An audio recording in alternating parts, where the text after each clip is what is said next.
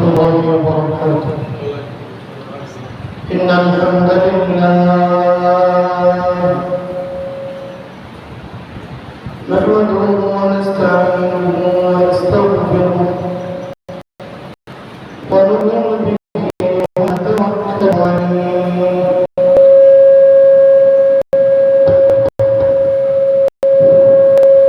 ونعوذ بالله من شرور أنفسنا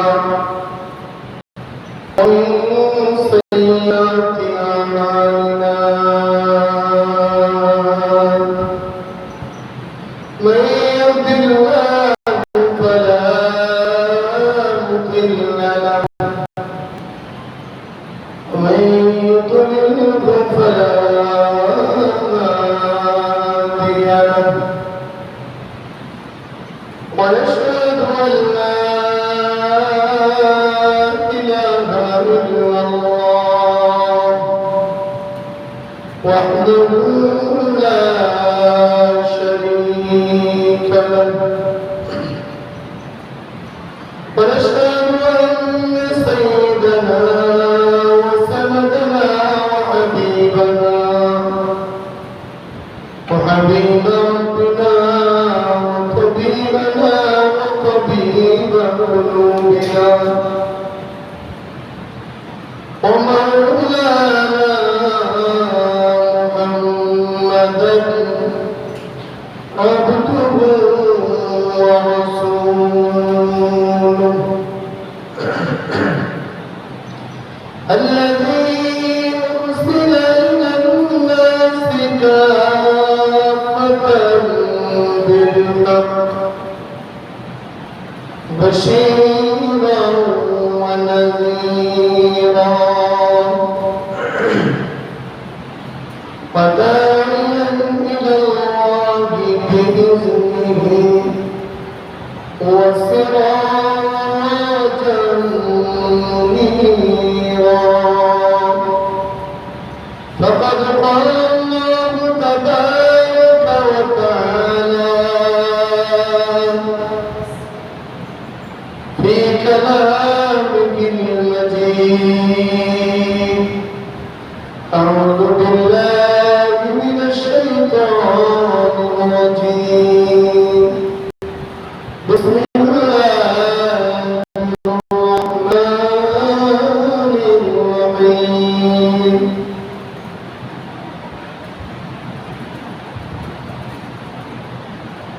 وما أرسلناك إلا رحمة للعالمين وقال تعالى ربنا وابعث فيهم رسولا منهم يتلو عليهم آياتك ويزكيهم ويعلمهم الكتاب والحكمة فقال النبي صلى الله عليه وسلم أنا خاتم النبيين لا نبي بعدي أو كما قال النبي عليه الصلاة والسلام سبحانك لا علم لنا إلا ما علمتنا إنك أنت العليم الحكيم وسبحانك لا حكم لنا إلا ما فهمتنا إنك أنت الجواد الكريم شكرا لك اللهم صل على محمد وعلى آل محمد كما صليت على إبراهيم وعلى آل إبراهيم إنك حميد مجيد اللهم بارك على محمد وعلى آل محمد كما باركت على إبراهيم وعلى آل إبراهيم إنك حميد مجيد الحمد لله জুমায় আগত হাজী ইব্রাহিম জামে মসজিদের সম্মানিত মুসল্লিয়ান ইকরাম, পর্দার অন্তরালে অবস্থানরত শ্রদ্ধেয় সম্মানিত মা ও বোনেরা, আল্লাহ পাকের আলিশান দরবারে শুকরিয়া জ্ঞাপন করছি যে আল্লাহ রব্বুল ইজ্জত ওয়াল জালাল হাজার ব্যস্ততাকে উপেক্ষা করে দ্বীনের মহান এক হুকুম জুমার নামাজ আদায়ের জন্য আমাদেরকে আযানের সাথে সাথে আসবার বসবার তৌফিক দান করেছেন। এই জন্য অন্তঃস্থল থেকে শুকরিয়া আদায় করি, বলি আলহামদুলিল্লাহ। আরেকবার শুকরিয়া আদায় করি সেই নবীর প্রতি যে নবীর উম্মত হওয়ার জন্য পূর্বেকার জামানার পয়গম্বররা পর্যন্ত উম্মত তো আছে, পয়গম্বররা পর্যন্ত যে নবীর উম্মত হওয়ার জন্য আল্লাহ তাআলার কাছে যুগের পর যুগ দরখাস্ত করেছেন, সারা জিন্দেগি দরখাস্ত করেছেন। এইরকম একজন দয়ার সাগর রহমতুল আলামিন প্রিয় নবী সাল্লাল্লাহু আলাইহি ওয়াসাল্লামের উম্মত হতে পেরেছে। উম্মত হওয়ার সুযোগ তৌফিক যে আল্লাহ তাআলা দান করলেন, সেই নবীর প্রতি শুকরিয়া স্বরূপ করি সাল্লাল্লাহু আলাইহি ওয়াসাল্লাম। প্রিয় হাজিরিন, কোরআনুল কারীমের অসংখ্য আয়াত কারীমা থেকে দুইটা আয়াত তেলাওয়াত করেছি। নবীজির লক্ষ লক্ষ হাদিস মুবারকা থেকে নবীজির ব্যর্থহীন বলতে ভূষিত একটা হাদিস আমাদের সম্মুখে তেলাওয়াত করেছি। আল্লাহ তাআলা যদি চান কোরআন ও সুন্নাহকে সামনে রেখে দু চারটি কথা নবীজির সিরাত থেকে বলার চেষ্টা করব ইনশাআল্লাহ। প্রিয় হাজিরিন, আয়াত এবং হাদিসের সমষ্টি বিষয়বস্তু হচ্ছে সিরাতুন নবী সাল্লাল্লাহু আলাইহি ওয়াসাল্লাম। আমরা গত 2 সপ্তাহ যাবত আলোচনা করে আসতেছি মিলাদুন নবী, সিরাতুন নবী। মিলাদুন নবীর আলোচনা প্রথম জুমায় হয়েছে। গত জুমায় অনেক বড় একজন আলেম সিরাতুন নবী নিয়ে আলোচনা করেছেন। ওনার আলোচনা যেখান থেকে শেষ, ওইখান থেকে ধারাবাহিকভাবে বেশ কয়েকদিন আমরা সিরাতুন নবী সাল্লাল্লাহু আলাইহি ওয়াসাল্লাম নিয়ে আলোচনা করব। পূর্বেই আমরা পরিচয় দিয়েছি, আমরা মিলাদুন নবীকে অস্বীকার করি না, সিরাতুকে ছেড়ে দিই না, সূরাতুন নবীকে আমরা ছেড়ে দিই না, ওয়াফাতুন নবীকে আমরা ছেড়ে দিই না। আমরা আপাতমস্তক নবীজির উম্মত হতে চাই। কোরআন শরীফের ভিতরে আল্লাহ রাব্বুল আলামিন সূরা বাকারার ভিতরে বলেছেন, উদখুলু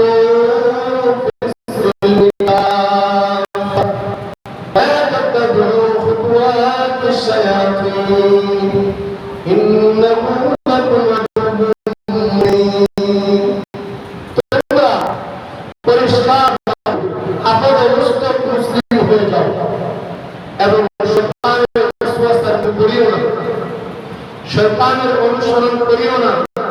মনে রাখবে, শয়তান প্রকাশ্য শত্রু। শয়তান আমাদের শত্রু না বন্ধু? শয়তান আমাদের কত রকমের শত্রু। আমার বাড়ির পাশে যে শত্রুটা আমার আছে, এই শত্রুটা আমার সন্তানের সাথে শত্রুতা করে না, আমার স্ত্রীর সাথে তিনি শত্রুতা করে না। এমন আছে না লোক? আমার সাথে শত্রুতা করে, কিন্তু আমার পরিবার পরিজন সবার কাছে সে ভালো থাকে। কিন্তু শয়তান এমন এক শত্রু, বলে সবার জন্যই শত্রু। আল্লাহ তাআলা যখন জান্নাত থেকে শয়তানকে বের করে দেন, তখন শয়তান আল্লাহর সাথে চ্যালেঞ্জ করছিল যে আল্লাহ সামনে থেকে, পিছন থেকে, ডান থেকে, বাম থেকে, চতুর্পাশ থেকে আমি তোমার উম্মতকে ধোঁকা দিব। وعن أيمانهم وعن شمائلهم ولا تجد أكثرهم شاكرين। আল্লাহ, আপনি ভাবছেন আমি বসে থাকবো দুনিয়ায় গিয়ে? না, মানুষটা যখন নামাজের দিকে যাবে, মানুষটাকে তখন ডান দিক থেকে আমি ধোঁকা দেব, ডান দিকে যখন আমি ধরতে হবো তখন বাম দিক থেকে আমি ধোঁকা দেব, বাম দিক থেকে যখন ধরতে হবো তখন আমি পিছন দিক থেকে ধোঁকা দেব, পিছন দিক থেকে যখন ব্যর্থ হয়ে যাব, লাঠি হাতে লইয়া সামনে থেকে আমি তাকে ধোঁকা দেওয়া শুরু করবো। ولا تجد أكثرهم شاكرين। আল্লাহ চ্যালেঞ্জ করলাম, ওয়াদা করলাম, প্রতিশ্রুতি দিলাম, আপনার সাথে আমার চ্যালেঞ্জ হইল ولا تجد أكثرهم شاكرين। যত বান্দা বানাইবে তার ভিতরে অধিকাংশই আমি পথভ্রষ্ট করে ফেলবো। শয়তানের চ্যালেঞ্জ ঠিক আছে নাকি নাই বলুন তো? ঠিক আছে। বর্তমান দুনিয়ায় 800 কোটি মানুষ, এর ভিতরে মাত্র 200 কোটি মুসলমান, বাকি 600 কোটি শয়তানের দলে চলে গেছে। এগুলো বাস্তবমুখী কয়েকটা কথা বোঝার চেষ্টা করবে। শয়তান আল্লাহর সাথে চ্যালেঞ্জ করলেন যে আল্লাহ, আপনি মানুষের জন্য, আদমের জন্য আমাকে জান্নাত থেকে বের করে দিলেন, আদমকে সিজদা করলাম এই জন্য জান্নাত থেকে বের করলেন, এই সিজদার জন্যই অধিকাংশ আদমকে আমি জাহান্নামে পাঠাবো। বলে কিভাবে? শয়তান তখন জবাব দেয়, সামনে পিছনে ডানে বামে 4 পাশ থেকে আমি ঢুকতে। তার বাস্তব নমুনা আজকে দেখেন। আজকের এই 2024 সালের পৃথিবীতে 800 কোটি মানুষের বসবাস, মাত্র 200 কোটি মুসলমান, এর ভিতরে 100 কোটি মুসলমান, নামাজি মুসলমান নাই। পিওর খাঁটি মুসলমান 50 কোটি আছে কিনা আল্লাহ জানে। তাহলে শয়তানের কথা ঠিক। কিন্তু আল্লাহ তাআলা বলেন, শয়তান তুমি চ্যালেঞ্জ করলাম, সামনে পিছনে ডানে বামে 4 পাশ থেকে তুমি ধোঁকা দিবা, কিন্তু আমি আমার বান্দাকে নবীর মাধ্যমে বলে দিলাম, 4 দিক থেকে ধোঁকা দেওয়ার পর যখন বান্দাটা করে চলে যাবে, একবার যদি কোনো কোনো মসজিদে চলে আসতে পারে, মাথার নিচ দিকে ঠেকায় দিতে পারে, অথবা হাত দুটো উপর দিকে তুলে দিতে পারে, বান্দার কপাল মাটিতে ঠেকাইতে দেরি, বান্দার জিন্দেগির গুনাহ মাফ করতে দেরি করবো না। বান্দা হাত দুইটা যদি উপর দিকে তুলে দেয়, বান্দা যখন বলবে রব্বানা যালামনা আনফুসানা ওয়া ইল্লাম তাগফির লানা ওয়া তারহামনা লানাকুনান্না মিনাল খাসিরিন। বান্দা একবার বলবে রব্বানা, হে আমার প্রতিপালক, আমি বান্দার একবারের ডাকের বিনিময়ে আমি 70 বার বান্দার জবাব দিয়ে দিব। বান্দা হাত দুটো উপর দিকে তুলতে দেরি, গুনাহ করে ফেলেছে, অন্যায় করে ফেলেছে, অপরাধ করে ফেলেছে, জিনা করে ফেলেছে, ব্যভিচার করে ফেলেছে। বান্দা যখন বেওয়াজু করে মসজিদের ভিতরে যখন যাবে, বান্দাকে মসজিদের দরজার ভিতরে আমি ফুলের মালা দিয়ে ভিতরে প্রবেশ করাই। শুধু তাই নয়, বান্দা সিজদায় যখন যায়, বান্দা গিয়ে বলে সুবহান রাব্বিয়াল আলা। বান্দার একবার বলতে পারি, বান্দাকে আমি ঘোষণা দিয়ে দিই, আকাশে সাক্ষী রেখে, এই আকাশের ফেরেশতারা সাক্ষী থাকো, বান্দা আমাকে দেখে নাই, না দেখে সুবহান বলছে, অর্থাৎ আপনি পবিত্র, সাব্বাহানি সাব্বাহু। বান্দা আমি আমাকে পবিত্র ঘোষণা দিলাম, আমি আল্লাহ তাআলা আরশে বসে দেখতে পারি না, তোমাকে ঘোষণা দিয়ে দিলাম। শয়তান তুমি জান করো, বান্দা যদি উপর থেকে হাত তুলে ফেলে অথবা কপাল ঠেকায় দেয়, নিজ থেকে যদি কপাল ঠেকায় দেয়, আমি ওই বান্দাকে ছেড়ে দিই। বলবো হুজুর যখন বলছে দেখেছি কপাল ঠেকায় দিলে আল্লাহ তাআলা দেন, হাত দুটো তুলে দিলে আল্লাহ দেন। বাস্তব ঘটনা অনেকগুলো শোনাইতে পারে, অনেকগুলো। চতুর্দিক থেকে ডাকাত কবলিত, একজন জীর্ণ জন্য ছাত্র মাদ্রাসা ছাত্র মসজিদে গেছে বলল আল্লাহ কোন চলার কোনো এই শহর থাকবো আমি কোনোদিন দেখি নাই শহরের নামটাই শুধু শুনেছি আল্লাহ বান্দাকে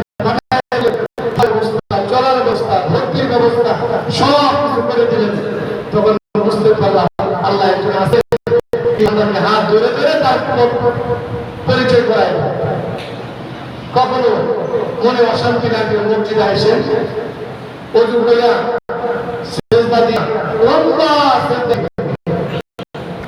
সুবহান রাব্বিল আলা সুবহান রাব্বিল আলা আর মনে মনে নিজের ইচ্ছা গুলো প্রকাশ করতে দেখবেন আল্লাহ ভাই ছোটবেলা থেকে আস্তে আস্তে বড় করলাম স্ত্রী পুত্র সন্তান লইয়া আমি ভাই আমার তার মানে না ইজ্জত সম্মান নিয়ে দান দিয়েছে আল্লাহ সুবহান রাব্বিল আলা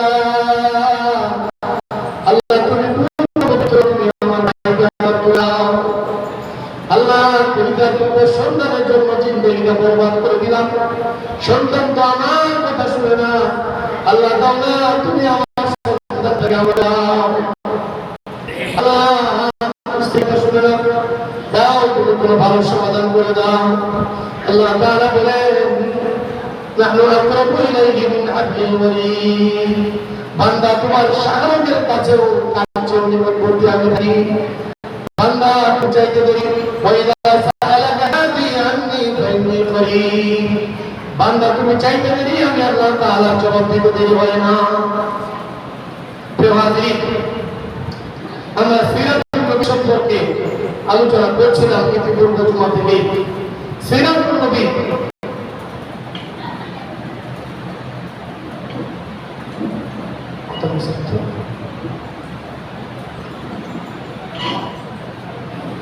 সিরাতুল নবী জানতে হবে আমাদেরকে মানতে হবে নবীজি সাল্লাল্লাহু আলাইহি ওয়াসাল্লাম আমাদের জন্য নিয়ামত নবীজিকে আমরা পাইছি কিন্তু আমরা খুশি না প্রকাশ করতে পারি অবশ্য 12 রবিউল আউয়াল আসলে একদল প্রকাশ করে যে আমরা নবীর উম্মত কিন্তু সারা বছর আর খুশ থাকে না বছরে একদিন আব্বা আম্মা তো ইলিশ মাছ দিয়ে খুব খাওয়াইবো সারা বছর আর বাপ মায়ের পরিচয় নেই খোঁজ রাখেন না এই বাপ মা কি আপনাকে দোয়া করবে বাপ মায়ের হক আদায় হবে নবীজি সাল্লাল্লাহু আলাইহি ওয়াসাল্লাম বলেন আনা খাতামুন নবিয়্যিন লা নাবিয়্যা বা'দি আমি সর্বশেষ নবী আমার পরে আর কোনো নবী নাই নবীজি সাল্লাল্লাহু আলাইহি ওয়াসাল্লামের জন্মের পর থেকে মৃত্যু পর্যন্ত আমাদের জন্য শিক্ষা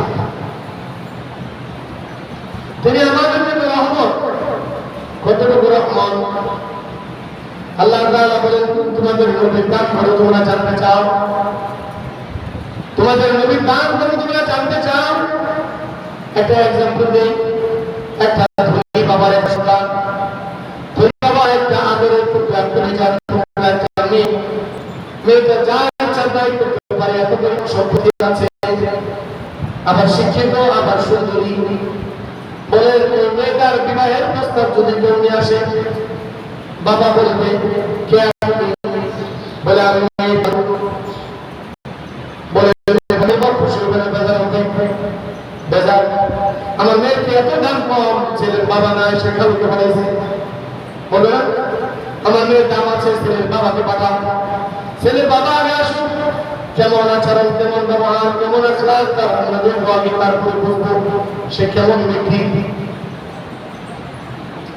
এর আগে আমরা জানি নবীজি কেমন ছিলেন নবীজি কেমন বুজুর্গরা এরকম বর্ণনা করেছেন হয়তো কোনো হাদিসের অংশ হবে আমাদের নবীজি আকাশের মতো ছিলেন আকাশের মতো ছোট্ট একটা বাচ্চা যদি আকাশের দিকে তাকায় সে দেখতে পারবে কি পারবে না পারবে না যদি একজন বয়স্ক মানুষ আকাশের দিকে তাকায় আকাশ দেখতে পারবে কিনা একজন শ্বশুর যদি আকাশের দিকে তাকায় দেখতে পারবে কিনা একজন বাবা যদি আকাশের দিকে তাকায় দেখতে পারবে কিনা একজন মুহাদ্দিস, একজন গবেষক, একজন মুজাহিদ, একজন সিপাহী, একজন রাষ্ট্রনায়ক যদি আকাশের দিকে তাকায় সবাই দেখতে পারবে কিনা? বুজুর্গরা এরকম বলেন, আমাদের নবী এমন একজন ব্যক্তিত্ব, এমন এক সুন্দর চমৎকার ব্যক্তিত্ব, শিশু চায় পৃথিবীর সবচেয়ে শ্রেষ্ঠ শিশু হব, সে আকাশের দিকে তাকাইলে যেমন দেখতে পায়, নবী মুহাম্মদুর রাসূলুল্লাহ শিশুকালের দিকে যদি তাকায় সে পৃথিবীর শ্রেষ্ঠ শিশু হয়ে যাবে। একজন মা যদি তাকায়, আমি একজন শ্রেষ্ঠ বাবা হতে চাই, আদর্শ পিতা হতে চাই, বলে তুমি আকাশের দিকে তাকাইলে আকাশ যেমন দেখতে পাও। নবী মুহাম্মদুর রাসূলুল্লাহ একজন বাবা ছিলেন, ফাতেমার বাবা, উম্মে কুলসুমের বাবা, যায়েবের বাবা, রুকাইয়ার বাবা, আবুল কাসিমের বাবা, তাহেরের বাবা, ইব্রাহিমের বাবা, সাতজন সন্তানের জনক ছিলেন নবী মুহাম্মদুর রাসূলুল্লাহ। তিনি কেমন শিক্ষা দিয়েছেন সন্তানদেরকে, কেমন আচরণ শিক্ষা দিয়েছেন, বাবা হিসেবে তোমার ভূষণ কেমন ছিল, সেই ভূষণকে যদি তুমি ফলো করতে পারো পৃথিবীর শ্রেষ্ঠ বাবা তুমি হয়ে যাইবা। তুমি মুজাহিদ কেমন ভাবে যুদ্ধ করেছেন নবী মুহাম্মদুর রাসূলুল্লাহ, তুমি মুজাহিদের মধ্যে যদি তুমি তাকাও, নবীর জিন্দেগির জিহাদের দিকে যদি তুমি তাকাও, তুমি পৃথিবীর শ্রেষ্ঠ মুজাহিদ হয়ে যাইবা। তুমি রাষ্ট্রের ভিতরে একজন সিপাহী, সৈনিক, সেনাপ্রধান, তুমি শ্রেষ্ঠ সেনাপ্রধান হতে চাও পৃথিবীর ভিতরে, কোন কালমার ছেলে নয়, তুমি আল্লাহর হাবিব মুহাম্মদুর রাসূলুল্লাহর সাহাবী আবু বকরের দিকে তাকাও, পৃথিবীর শ্রেষ্ঠ সৈনিক হয়ে যাবা। পৃথিবীর শ্রেষ্ঠ রাষ্ট্রনায়ক হতে চাও, কোন সমাজবাদী, পুঁজিবাদী, কালমার ছেলে গণতন্ত্র কোনো কিছুতেই কাজ হবে না। পৃথিবীর শ্রেষ্ঠ রাষ্ট্রনায়ক যদি হতে চাও, মদিনা শরীফ নবী মুহাম্মদুর রাসূলুল্লাহর দিকে তাকাও, পৃথিবীর শ্রেষ্ঠ শাসক তুমি হয়ে যাইবা। 1450 বছর হয়ে গেছে, আজ পর্যন্ত কোন কালমার্ক্স, লেনিন, কোন গণতন্ত্র, কোন সমাজতন্ত্র, কোন পুঁজিবাদী সংস্থা নবী মুহাম্মদুর রাসূলুল্লাহ সাল্লাল্লাহু আলাইহি ওয়াসাল্লামের স্বাধীনতার হিসেবে কালিমা রোপণ করতে পারে নাই, কোন সংবিধানকে ভঙ্গ করতে পারে নাই, কিয়ামত পর্যন্ত পারবে। এই ছিল আমার নবী মুহাম্মদুর রাসূলুল্লাহ সাল্লাল্লাহু আলাইহি ওয়াসাল্লাম। তিনি কিভাবে দুনিয়া আসলেন? ওই যে আদরের টুকরা, কলিজার টুকরা, একমাত্র মেয়ে, ধনী বাবা, শিক্ষিত মেয়ে, আবার সুন্দরী, যেমন তেমন ঘটকের কথায় তিনি বিবাহ দিবেন না। আল্লাহ নবী বলেন, আল্লাহ তাআলা বলেন, আমি আমার বন্ধুকে তোমাদের মাঝে দিব, ফিরিতে দিব মনে করছো? না না, ফিরিতে দিব না। আমার কাছে ঘটক পাঠায় চাইনি তুমি আমার বন্ধুকে, কারণ আমার বন্ধু যেমন তেমন পয়গম্বর নয়। কিয়ামতের কঠিন ময়দান যখন শুরু হয়ে যাবে, সব মানুষগুলো যখন হাহাকার করতে থাকবে, বলবে আমরা কেমন পয়গম্বরের উম্মত, যিনি সুপারিশ করতে পারে না, যিনি আজকে নিজে বিপদে পড়ে গিয়েছেন। আদম নবী, ঈসা নবী, মুসা নবী, শেষ নবী, ইদ্রিস নবী, ইব্রাহিম নবী, প্রত্যেক নবী বলতে থাকবে ইয়া নফসি ইয়া নফসি। ইব্রাহিম আলাইহিস সালামের কাছে যাবে, বলবে আপনি নাকি জাতির পিতা, মুসলিম জাতির পিতা ছিলেন, আজকে আমাদের জন্য সুপারিশ করেন। ইব্রাহিম আলাইহিস সালাম ডাক দিবেন, কাফেররা আমাকে জিজ্ঞাসা করেছিল মান বালা হাদা ইয়া ইব্রাহিম, ক্বালু বাল বালা কাবীরুহুম হাদা ফাসআলুহুম ইন কানু ইয়ানতিকুন। কাফেররা বলছিল ইব্রাহিম এই মূর্তিগুলো কে ভেঙেছে? আমি কৌশল করে বলেছিলাম ভেঙেছে। আজকে যদি আল্লাহ জিজ্ঞাসা করেন কেন ভেঙেছে, বলছিলাম কি জবাব দেব? দুনিয়ায় আপনার দুনিয়ার জমিনে বসে বসে আল্লাহর সাথে তর্ক বিতর্ক করতে রাখলে আজকে সুপারিশ করেন না। মুসা নবী বলতেন জায়গার ভিতরে মৃত্যুবরণ করেছিল। আজকে যদি আল্লাহ তাআলা বলেন মুসা তুমি কেন হত্যা করেছিল, জবাব দিয়ে দাও। কোন জবাব থাকবে না। ইয়া নফসি ইয়া নফসি, যাও যাও অন্য কোন পয়গম্বরের কাছে চলে যাও। এমন সময় দেখা যাবে একজন পয়গম্বর মাকামে মাহমুদের নিচে চাদর আবৃত অবস্থা ডাকতেছে, ইয়া হাবিবাল্লাহ উম্মতি ইয়া হাবলি উম্মতি। আল্লাহ আমি ফাতেমাকে চাই না, আলীকে চাই না, আল্লাহ আমার পরিবারকে চাই না, আমি চাই আমার উম্মত। সুবহানাল্লাহ। সমস্ত পয়গম্বরের উম্মতরা চিৎকার করতে করতে থাকবে আর বলতে থাকবে, হায় আফসোস কেমন নবীর উম্মত, এই নবীর উম্মত যদি হতে পারতাম। এই নবীর উম্মতেরা থেকে লম্বা চিন্তা করে গিয়েছে পয়গম্বরের পিছনে। জাতির আলেমরা, জাতির মুতাকিরা, জাতির সাহাবারা, জাতির মুতাকিরা, জাতির আউলিয়া কেরামরা সব পয়গম্বরের পিছনে চিন্তায় পড়ে যাবে। হাসরের মাঠে অন্য কোন পয়গম্বরের উম্মতরা বুঝবে না কি চলছে কারিশমা। আল্লাহ তাআলা কথা বলবেন, এ পয়গম্বর মাথা উঠান। পয়গম্বর ডাক দিয়ে বলবে, আল্লাহ সিজদার ভিতরে বিচার করে দাও। সিজদা থেকে মাথা উঠে আমি কোন বিচারের কাজ করতে চাই না। আল্লাহ তাআলা সিজদার ভিতরে উম্মতকে বিচার করবেন, বিচার করে বলবেন, পয়গম্বর আপনার খালি উম্মতগুলোকে বিনা হিসেবে জান্নাতে প্রবেশ করায় বলেন। এইরকম একজন পয়গম্বর এদিকে মানতে মানতে আসবে। আল্লাহ বলেন, যেমন তেমন ব্যক্তিকে আমি এই নবীটা দিব না, যেমন তেমন কপালওয়ালাদেরকে এই নবী আমি দিব না, যেমন তেমন কিসমতওয়ালাদেরকে আমি উম্মত বানাবো না। এই নবীর উম্মত হওয়ার জন্য আমার কাছে চাইতে হবে, এই নবীর উম্মত হওয়ার জন্য নির্বাচনে অংশগ্রহণ করতে হবে, এই নবীর উম্মত হওয়ার জন্য সিলেকশন হতে হবে। যখন দুনিয়া সৃষ্টি হয় না, রূপগুলো সৃষ্টি করেছেন আল্লাহ তাআলা, সব পয়গম্বরদের উম্মতের ভিতর থেকে আল্লাহ তাআলা আমাকে আপনাকে বাছাই করে করে আলাদা করে রেখেছেন। বাজারের ভিতরে বই পড়তে চায় বড় বাচ্চা বাচ্চা বাচ্চা বাচ্চা বলে গুলো করে বাকি গুলো গাড়ির ভিতর থাকে। আল্লাহ তাআলা বলে সমস্ত রূপগুলোর ভিতর থেকে আমি আমার বন্ধুকে আবিষ্কার করার করে তৈরি করার করে বন্ধুর ডাকে যারা যারা সারা দিয়েছে আমি তার বন্ধুর উম্মতগুলো তাদেরকে বিবেচিত করেছি। আমরা যে পয়গম্বরের উম্মত হতে পেরেছি, আমাদের আলাদা একটা দাম আছে, মর্যাদা আছে। পয়গম্বর আলাইহিস সালাতু ওয়াস সালাম দুনিয়া আসবে, এমনি এমনি কি আসবে যেমন কোন ব্যক্তির কথায় আল্লাহ তাআলা বলেন, যেমন কোন ব্যক্তির কথায় আমি দেব না। হযরত বুজুর্গ বর্ণনা করেছেন, বাবা আসতে যে বাবা আমার পরিবার টুকরা নিয়ে যাবে, তার বংশ কেমন, তার পরিক্রমা কেমন, নিসবত কেমন, সম্পদ কেমন, অবস্থান কেমন আমার দেখতে হবে। না খাউকে হবে না, দাদাকে হবে না, বাবাকে বাটায় দেন, বাবার সাথে কথা বলবো। আল্লাহ তাআলা বলেন, দুনিয়ার যেমন কোন ব্যক্তির কথা আমার বন্ধুকে দেব না, বাবার চাইতে হবে বাবা বলে বাবা থাকে মিল্লাত আবিকুম ইব্রাহিম ওয়া সাম্মাকুমুল মুসলিমিন। এ তোমাদের জাতির পিতা হচ্ছে ইব্রাহিম আলাইহিস সালাতু ওয়াস সালাম, তোমাদের জাতির পিতা। যেহেতু তিনি বাবা, বাবা হইয়া সন্তানের জন্য দোয়া করতে হবে, আল্লাহ আমাকে এমন সন্তান তুমি দাও যে সন্তানের প্রতি তুমি সন্তুষ্ট। ইব্রাহিম আলাইহিস সালাতু ওয়াস সালামকে আল্লাহ তাআলা অর্ডার করলেন, যাও কাবা ঘরটা ভেঙে গেছে। নূহ আলাইহিস সালামের বন্যার কারণে কাবা ঘর মাটির নিচে চলে গেছে। যাও অন্য জায়গায় যাও, ইসমাইলকে রেখে আসো। ইসমাইলকে রেখে আসতেন, 12 বছর চলে গেল। সন্তান বড় হয়ে গেছে, এখন উঁচু গালিগিরি করতে পারবে। যাও সন্তান নিয়ে আমার ঘর নতুন করে নির্মাণ করো। ইব্রাহিম আলাইহিস সালাম মাকাম ইব্রাহিমের উপর দাঁড়িয়ে দাঁড়িয়ে এই কাজগুলো সম্পন্ন করলেন। অনেকগুলো পাথর বেশি হলো, পাথরগুলো সিধাই দিলেন, লম্বা কাহিনী।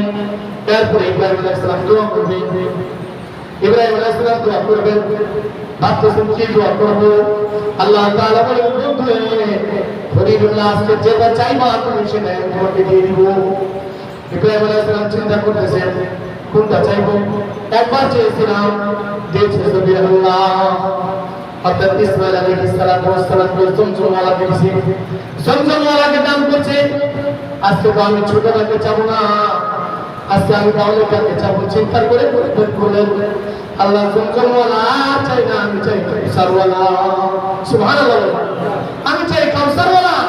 জান্নাতের ভিতরে যে কাউসার থাকবে, কাউসারের পানি পান করে একবার পান করলে ওনাকে অনন্তকাল আর পানির পিপাসা লাগবে না। এই কাউসারওয়ালাকে আমি চাই, যেমন কোন ছোট জিনিস আমি চাই না। দোয়া করলেন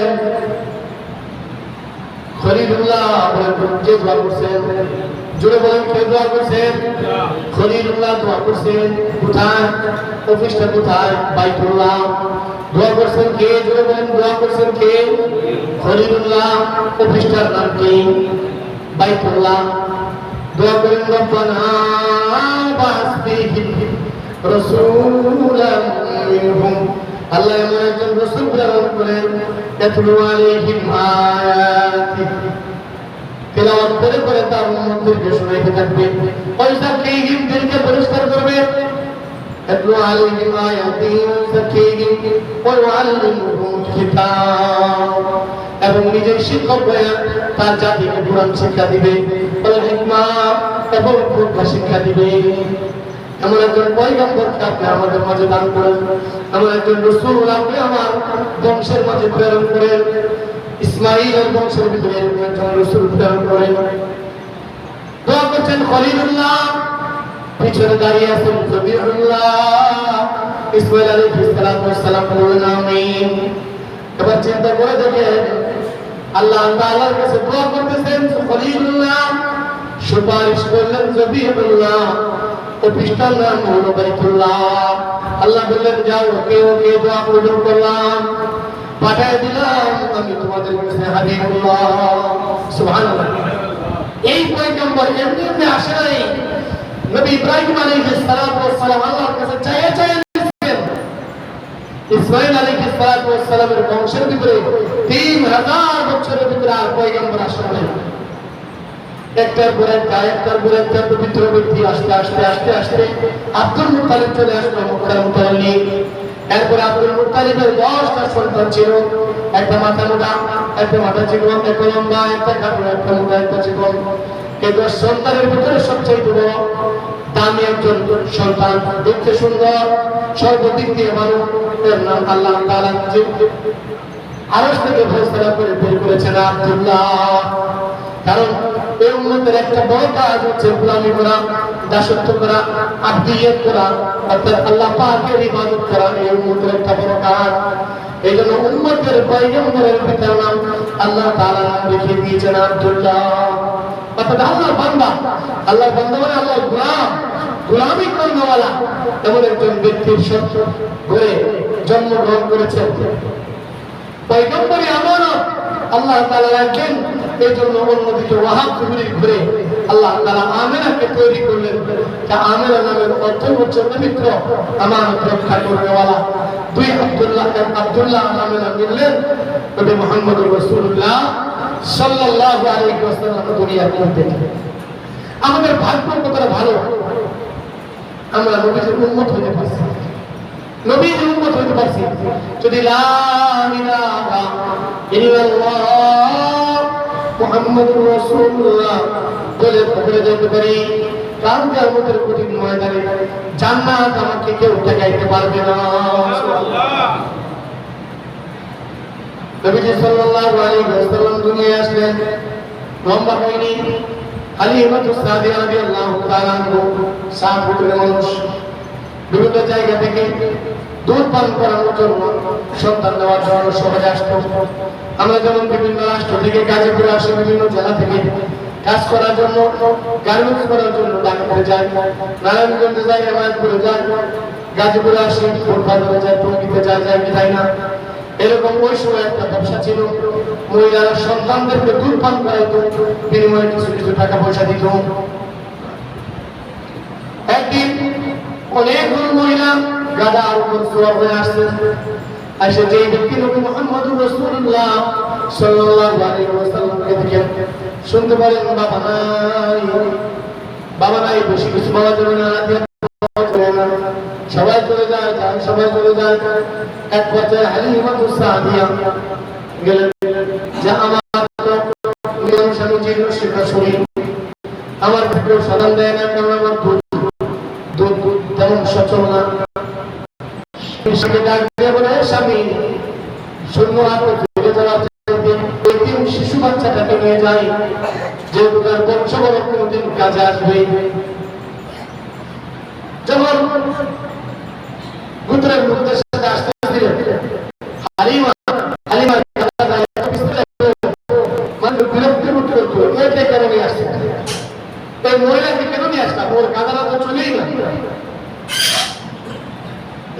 পরেশানের ভিতরে পড়ে গেল। কত বাজে? পরেশানের ভিতরে পড়ে গেল। হালিমা সাদিয়া আস্তে আস্তে যায় ওই যে সন্তান লাগে গেলেন, তেমন কোনো পানখানায় সামান্য হাতিয়া নিয়ে চলে যাওয়ার সঙ্গে হালিমা সাদিয়া বলেন, খোদার কসম, বাচ্চাটা কুলে নিতে যদি মুহূর্তের ভিতরে আমার দুধ ভর্তি হতে দেরি নাই। বাচ্চা, শিশু বাচ্চা কুলে নিতে দেরি, দুধ পরিপূর্ণ হইতে আর দেরি বলে আমি গাদার ভিতরে যখন উঠলাম, গাদার পিঠে যখন উঠলাম, যে মানুষগুলোর সাথে আমি তার দিয়ে উঠে আসতে পারতেছিলাম না, গাদা এত দূরে চলা শুরু করেন। বলে গাদাটাকে যখন আমি নবী মুহাম্মদুর রাসূলুল্লাহকে নিয়ে যখন উঠতে যাব, হঠাৎ আশ্চর্য জিনিস একটা জিনিস দেখলাম, যে জীর্ণ শীর্ণ গাদাটা ছিল, সেই জীর্ণ শীর্ণ গাদাটা শুনছিল, গাদাটা লাফ দিয়ে দৌড়ে আসে, এসে আমার পায়ের নিচে মাথা ঠেকায় দিয়েছে। বুঝতে পারলাম কেমন যেন গাদা আমাকে কুর্নিশ করলো। সাথী হালিমা, এইটা তোমাকে চেষ্টা করে নাই, তোমাকে কুর্নিশ করে নাই, কারণ গাদা চিনতে পেরেছেন যিনি আমার পিঠে উঠতেছেন, যেমন তেমন সন্তান নয়, তিনি বলছেন সাইয়্যিদুল আম্বিয়া নবী মুহাম্মদুর রাসূলুল্লাহ। গাদার পিঠে উঠলেন, গাদা এত জোরে চলা শুরু করলেন, হালিমা সাদিয়া অবাক হয়ে গেল, গুরু সব বলা করে শুরু করলো, কি ব্যাপার? হালিমা কি নতুন গাদা পাইল নাকি ওই বাচ্চাটাকে নিয়ে এত জোরে গাড়ে যাচ্ছে? এই গাদা, এটা কেমন গাদা? এটা কেমন গাদা? কাছে যায় হালিমাকে জিজ্ঞাসা করলো। হালিমা ঘরের ভিতরে যায়, দেখেন যে সমস্ত জীর্ণ শীর্ণ বকরিগুলো ছিল সবগুলো প্রায় ভর্তি হয়ে গিয়েছে, দুধের বানগুলো একদম দুধে পরিপূর্ণ হয়ে গিয়েছে। দুধের কারণে দেখা চিৎকার করছে। হালিমা সাদিয়া দুধ পান করলেন, পেট ভরে স্বামী স্ত্রী মিলে খাইলেন, আর শুয়ে শুয়ে বলতেছেন, বাচ্চাটা বড় বরকতময়, বাচ্চাটা বড় ভালোময়, বাচ্চারা আমাদের কুলে আসতে দেরি, আমাদের ভিতরে বরকত শুরু হইতে দেরি না। আমিনা রাদিয়াল্লাহু তাআলা আনহা নবীজির মা ছিলেন, তিনি বর্ণনা করেন, নবীজি যখন আমার পুরে যখন থাকতো, আমি যখন পানি উঠাইতে যাইতাম, মক্কা মদিনার মহিলারা এসে বলতো, আমিনা তুমি একটু লেট করো, তুমি একটু যাও না। বলে কেন? আপনি যখন কুয়ার কাছে আসেন, কুয়ার পানি নিচ থেকে উপরে উপরে চলে আসে, আপনার বগরি, আপনার বর্তন কুয়ার ভিতরে ফেলতে দেরি, পানি একা আপনি করতে দেরি হয় না, অথচ আমরা যখন পানি উঠতে যাই তখন পানি একদম নিচে ছুটে যায়। আপনি একটু কুয়ার কাছে দাঁড়ান, পানিটা উপরে আসবে, আমরা পানিগুলো নেওয়ার পর আপনারা যাইবে। এগুলো আমাদের নবী মুআজিজা, নবীজি সাল্লাল্লাহু আলাইহি ওয়াসাল্লাম অনুমতি করেন। এইরকম একজন পয়গম্বর আমরা পাইলাম। পয়গম্বর সাল্লাল্লাহু আলাইহি ওয়াসাল্লাম বলেন, জানো আমার নাম কি? আমার নাম হচ্ছে আহমদ, আমার নাম হচ্ছে মুহাম্মদ। আহমদ নামের অর্থ হলো সবচেয়ে বেশি প্রশংসাকারী, সবচেয়ে বেশি প্রশংসাকারীর নাম হচ্ছে আহমদ। মুহাম্মদ নামের অর্থ হচ্ছে সবচেয়ে বেশি প্রশংসিত, প্রশংসা বেশি যার করে যায় তার নাম মুহাম্মদ, সবচেয়ে বেশি প্রশংসা যিনি করেন তার নাম আহমদ। আল্লাহ তাআলা বলেন, এই আমি নবী পাঠাইলাম, বড় বড় অলৌকিক ঘটনা বানাইলাম, অলৌকিক ঘটনা থেকে তোমাদের শিক্ষা দেয় কি জানো নাকি? আমার পয়গম্বরের নাম থেকে তোমরা শিক্ষা নাও, আমার পয়গম্বরের নাম থেকে তোমাদের শিক্ষা দিই। আলিফ হা মিম দাল, আহমদ নামটা দিয়ে আমি তোমাদের জন্য 5 ওয়াক্ত নামাজ দিয়েছি। এই আহমদ নাম দিয়ে আমি নামাজ আবিষ্কার করেছি। বলে কিভাবে? বলে বান্দা তুমি নামাজে দাঁড়াও, হাতটা যখন নিয়তটা যখন বাঁধবে, পিছন থেকে দেখা যায় আলিফের মতো দাঁড়ায় আছে। আহমদ নাম দিয়ে আমি নামাজ দাঁড়ানোর সিস্টেম তৈরি করেছি। তুমি হাত দিকে দাও, আহমদের হাত, তুমি নবীর ভালোবাসা দেখাও, নবীর ভালোবাসা জিনিস পেশ করো না, তুমি নবীর নাম দাঁড়িয়ে গবেষণা করো। নাম হচ্ছে আহমদ, আহমদ 28 নম্বর পারার ভিতরে আল্লাহ তাআলা বলেন, আমার পয়গম্বরের নাম হবে আহমদ। আহমদ নামটা দিয়ে আমি নামাজকে সাজিয়েছি। 1 নম্বরে আলিফ দ্বারা তুমি দেখো মানুষগুলো যখন সিয়াম দাঁড়িয়ে নামাজ দাঁড়িয়ে গেছে, একটা আলিফ হয়ে গিয়েছে। বান্দাগুলো যখন রুকুর ভিতরে যায় তখন পাহাড় মাথা হয়ে গিয়েছে। এটা আলিফ হা দিয়ে আমি রুকুয়ার কারণ বানাইলাম। বান্দা তুমি একবার সিজদায় দাও, তোমাকে আমি এই সিজদাটাকে আমি মিম দ্বারা আবিষ্কার করেছি। আহমদের মিম দিয়ে আমি মিমের মাথা বানাইছি সিজদার মাধ্যমে। বান্দা তুমি যখন তাহিয়াতুল সুজুদে বসো, দূর থেকে তাকায় দেখো এটা একটা ডালের মতো বানিয়েছি আমি। কোন বান্দা যদি 5 ওয়াক্ত নামাজ পড়ে ইমাম জামাতের সাথে আদায় করতে পারে, নবীর নামটাকে পরিপূর্ণ, নবীর নামটাকে সে পরিপূর্ণ করলো। নবীজি বলেন যে ব্যক্তি 5 ওয়াক্ত নামাজ আদায় করলো সে যেন পুঙ্খানুপুঙ্খানুভাবে আমাকে অনুসরণ করলো। এই জন্য প্রিয় ভাইরা 5 ওয়াক্ত নামাজের কোনো বিকল্প নেই। যা কিছু বলেন, যা কিছু বলেন, যুদ্ধের ময়দানে পয়গম্বর বলেন যুদ্ধ বিরতি করো, একদল যুদ্ধের ময়দানে লাগো, একা একা নামাজ পড়ো, আরেক রাকাত যুদ্ধের ভিতরে শরীক হও, আবার এক রাকাত নামাজ আদায় করো, দ্বিতীয় রাকাত পড়ার আবার যুদ্ধের ভিতরে শরীক হও। যুদ্ধ হওয়া চলবে কিন্তু নামাজ বন্ধ করার কোনো সুযোগ প্রত্যেককে হাসরের মাঠে রেজিস্টার করার সঙ্গে সঙ্গে আউয়ালু মা ইউহাসাবু বিহি আবদু ইয়াউমাল কিয়ামাতিস সালাহ। হাসরের মাঠে রেজিস্টার করার সঙ্গে সঙ্গে দেখবে নামাজ আছে কিনা। নামাজ কি করলেন? জিন্দেগির 30 বছর 40 বছর 50 বছর পার হয়ে গেল, নামাজ পড়েন না। নামাজ এই যে চায়ের দোকানে কত মানুষ বসে থাকে, ইচ্ছায় অনিচ্ছায় ইচ্ছা করে নামাজ পড়ে নষ্ট করে। হাসরের মাঠে কিন্তু আল্লাহর সামনে দাঁড়াইতে হবে।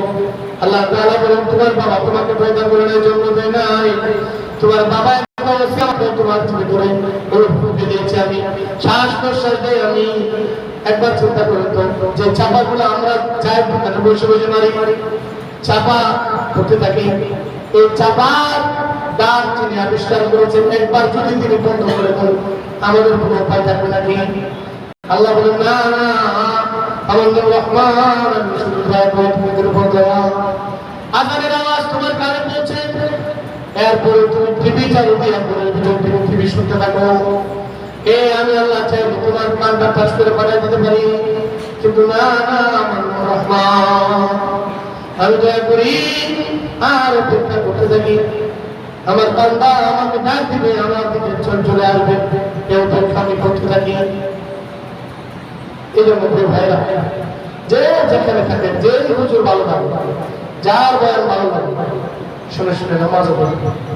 নামাজ এই দীর্ঘ 4 থেকে 5 বছর পর্যন্ত আপনাদের সাথে বক্তব্য দিলাম, বিনিময়ে একমাত্র উদ্দেশ্য ছিল নামাজ। নামাজ এই মসজিদ 5 তলা 10 তলা হবে এরকম কোনো আশা আকাঙ্ক্ষা নাই। মসজিদে 5 ওয়াক্ত নামাজে এতটুকু জায়গা ভর্তি হলে মসজিদ কবুল হওয়ার জন্য যথেষ্ট। এই জন্য নামাজ পড়তে হবে, নামাজের বিকল্প কোনো কিছু নাই। যুবক ছেলেরা নামাজ পড়ে ইদানিং সময় কয়েকটা ছেলে নামাজ পড়ে, আমি তাদেরকে দেখি আর ওই হাদিসের কথা মনে করি। নবীজি জিজ্ঞাসা করলেন, সাহাবী ফেরেশতা, এমন কোন আমল আছে যে আমলের সওয়াব গুণে শেষ করা যায় না? বললেন, না ইয়া রাসূলুল্লাহ, সব আমলের মানে সওয়াব গুণে শেষ করা যায়, তবে একটা আমল আছে, সমগ্র সৃষ্টির ফেরেশতারা যদি একত্রে শুরু করে ওই বান্দার আমল মানে গুনাহ শুরু করতে পারবে, শেষ করতে পারবে না। নবীজি জিবরাইল আমি আমার উম্মতকে বলে দিব আমলটা কি। ইয়া রাসূলুল্লাহ, ইয়া হাবিবাল্লাহ, ওই যুবক এবং যুবতী যার ভিতরে যৌবন আছে, যৌবন বয়সে যদি একটা সিজদা দিতে পারে, আল্লাহ তাআলার কাছে একটা সিজদার সওয়াব রাখো। तमाम दुनिया আখিরাতের ভিতরে যত ফেরেশতা সৃষ্টি হয়েছে সমস্ত সৃষ্টিগুলো ফেরেশতা যদি তার একটা সিজদার দোয়া বছরের শুরু করে শেষ করতে পারে না। সুবহানাল্লাহ। একজন যুবকের একটা সিজদা সওয়াব সমস্ত সৃষ্টিগুলো ফেরেশতা গুনাহ শুরু করে শেষ করে পারবে। এই জন্য প্রিয় হাজিরিন, আমরা বলি তালিবে ইলমকে, আলেমকে কখনো নাক শিখাবেন না, চোখ রাঙাবেন না। কেন জানেন? আলেম অন্তত আর কিছু যাই করে সেজদাটা পাঁচ ওয়াক্তের মধ্যে মানুষের ভয়ে হোক আর যে কারণেই হোক, আলেম মানুষ নমস্তা না বলে কেমন দেখা যায়? দৌড়ে সেজদা দেয়। আল্লাহর কাছে যদি কবুল হয়ে যায়, একটা সেজদা তার নাজাতের জন্য যথেষ্ট হয়ে যাবে। প্রিয় হাজিরিন, যুবক ভাইরা, নামাজ পড়ে, নামাজের বিকল্প নাই, নামাজের বিকল্প নাই। দেখেন গত রাত্রেও আমি একটা ফেসবুকে স্ট্যাটাস দিয়েছি, অনেক মানুষ মনে করে টাকা হইলেই আমি সাকসেস। ভুল, ভুল থিওরি আপনার। অনেক টাকাওয়ালা ছিল দেশে, পিছনের দরজা দিয়ে পালাই দিতেছে। দুনিয়া এত প্রকট ক্ষমতার অধিকারী, যার নামটা নিতে ভয় লাগে, এরকম একজন প্রতাপশালী ব্যক্তি, এত টাকা পয়সা সব থাকা সত্ত্বেও পিছনের দরজা দিয়ে পড়ায় যায়। স্বাধীনতার স্থপতির কন্যা দেশে প্রবেশ করতে পারে না। ভাই, আপনি আমল ছাড়া কবরে গেলে ওই কবরে আপনি মাপ পাইবেন, ভাবেন কি করে, কল্পনা করেন কি করে? আপনি এত সম্পত্তি সহায় সবকিছু দেখে কবরে যায় নাই? বড় বড় যারা আলিম ঝান্ডা, ফেরাও, নতুন ধামাল, কামাল, সাদ্দার, যারা দুনিয়ায় জান্নাত আবিষ্কার করেছে, কেউ কিছু কবরে নিয়ে যেতে পারে। টাকা হওয়া এটা বড় কিছু আলাদা না। অনেক টাকা হয়েছে তো ওরা সাকসেস। আরে মানুষ তো হয় না, মানুষ হইতে হবে। আল্লাহ তাআলা আমাদের সবাইকে মানুষের মতো মানুষ হয়ে প্রকৃত মুমিন হওয়ার তৌফিক দান করেন।